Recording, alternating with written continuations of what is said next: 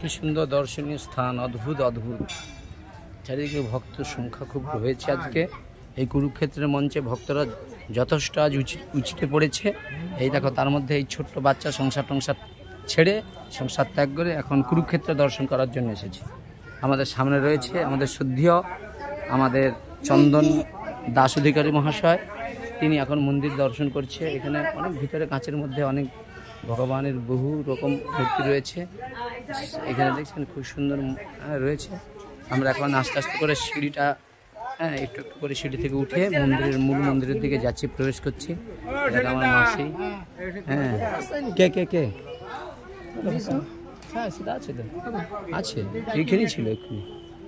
আচ্ছা আচ্ছা, দেখো এখানে রয়েছে গণেশ ভগবান। এখানে রয়েছে ভগবান গণেশ ভগবান রয়েছে।